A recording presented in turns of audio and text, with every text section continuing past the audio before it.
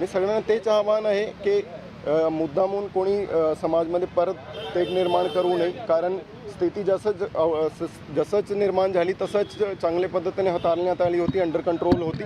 त्यामुळे सगळ्यांना आवाहन करतो की समाजामध्ये तेढ निर्माण करू नये. कायदा हातात घेणाऱ्यांची काही ओळख पटलेले, काही व्हिडिओ समोर आलेले, त्यातून काही आयडेंटिफाय झाले का लोक? हो, व्हिडिओ आयडेंटिफाय करूनच नाव घेण्यात आलेले आहे आणि पुढचा तपास पण आम्ही करत आहोत.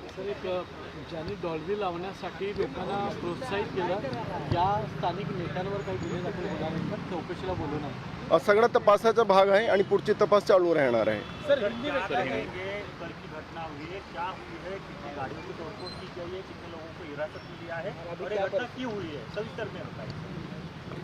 कल जो CPR हॉस्पिटल के पास में दो समाज के बीच में गैर समझ के कारण थोड़ा तेढ निर्माण हुआ था. उसके कारण दोनों हम लोग पुलिस की टीम आई और एकदम जल्दी से क्विक रिस्पॉन्स हुआ और स्थिति नियंत्रण में हुई.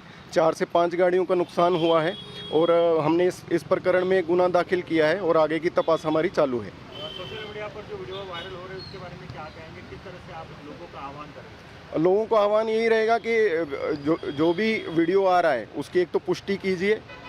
किसी वीडियो को कैसे भी पेश किया जा सकता है और जैसे ही कल की घटना हुई तो परिसर में पूर्णपणे शांत है.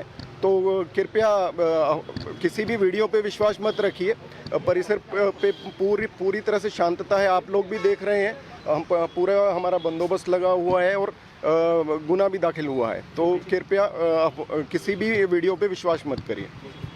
Thank you. तर आताचा प्रवक्ता कोल्हापुरात जी काल दंगल झाली होती त्यावरून आता पोलिसांनी सविस्तर माहिती दिली आहे. त्यांनी आवाहन केलं आहे की कुठल्याही व्हिडिओवरती, व्हायरल झालेल्या व्हिडिओवरती तुम्ही त्याची पडताळणी न करता विश्वास ठेवू नका. आता isakal.com आहे देशातील नंबर 1 ची मराठी न्यूज वेबसाईट. प्रत्येक अपडेटसाठी isakal.com ला नक्की भेट द्या.